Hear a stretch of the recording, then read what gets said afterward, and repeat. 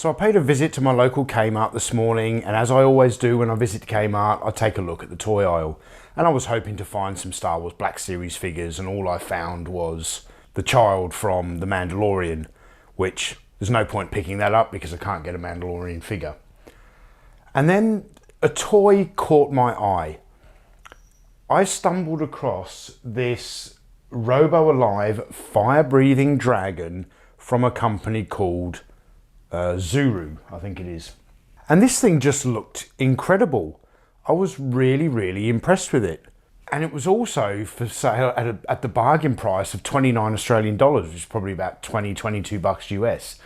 So I just had to pick it up because I could see this thing fitting in with so many other toy lines. I just had to grab it, bring it home, and make this video for you guys, so stay tuned. Come with me, toy fans.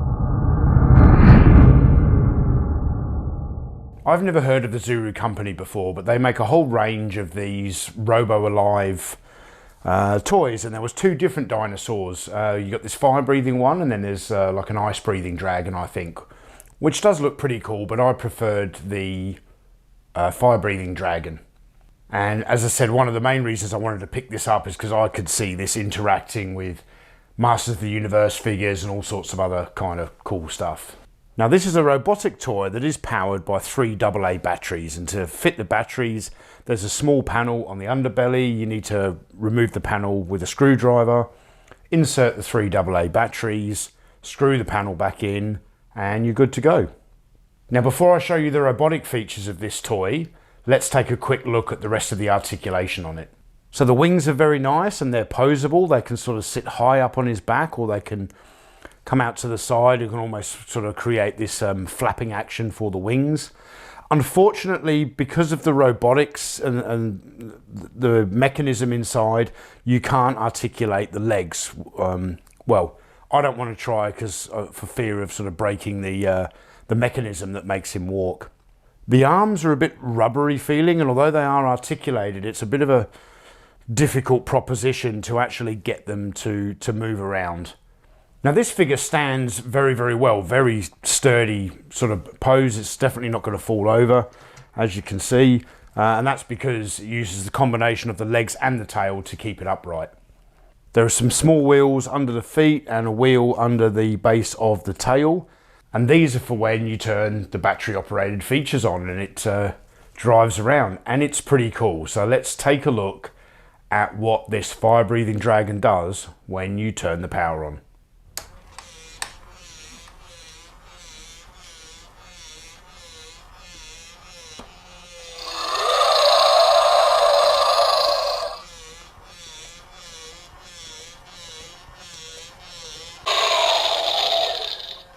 Pretty cool, isn't it?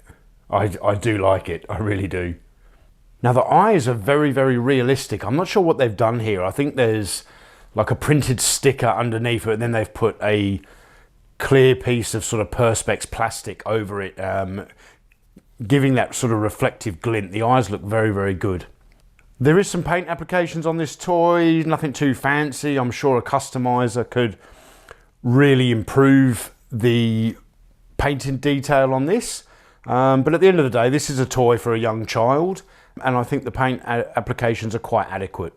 Now let's take a look at what this fire breathing dragon looks like with some Masters of the Universe figures. This is incredible. It's just one of those generic toys that could fit into so many different toy lines. You can see him here doing battle with He-Man, or potentially even attacking Castle Grayskull. He could have a fight with a Rancor. And certainly if you're a collector of vintage Dungeons and Dragons figures, this would fit seamlessly into that toy line. This toy is far better than the dragon, what was it called, Tiamat, in that original LJN line from the early 80s. Beyond mixing this dragon in with your Motu figures, I actually think, given the size, to really capitalize on that and make it very imposing, you probably want to mix it up with some 3 3/4 inch scaled figures. Standing next to figures of that size, this creature is incredibly imposing. Now we know how Jedi Luke handled the Rancor. Well, let's see how he handles a fire breathing dragon. Best of all, as I've already mentioned, was the price of this toy. It was $29 Australian, I think it's about 22 bucks US. To put that into perspective, when I purchased 4 Black Series Star Wars figures from Kmart, probably a couple of months ago now, they were selling them for $35 each. So $35 for a Star Wars Black Series figure, or $29 for a robotic fire-breathing dragon. Can you understand how I just couldn't say no? And this wasn't even on sale. I mean, I've done a little bit of research, and I think this Zuru fire-breathing dragon came out around a year ago. I don't know if the price has dropped since its initial release, but it wasn't on sale. It was just a standard price in there, and that's a pittance for such a cool toy like this, which I'm sure is going to make many appearances in future videos. So if you see this in stores for a similar price, and you like to mix up your play scenarios a little bit like I do, and introduce this fire-breathing dragon to your Motu scenarios, or potentially it's even an outlandish Star Wars creature for the rebels to fight up against. If you can see it for a similar price, I would definitely pick this up. This is a cool toy, and I'm pleased with this acquisition. So if you enjoyed this video and you'd like to check out our video about the Star Wars Black Series figures that we picked up, you can click right here. Or to check out our recent Masters of the Universe video, you can click right here. I'm Tony from Analog Toys. Thank you all for watching, and I'll see you in the next video.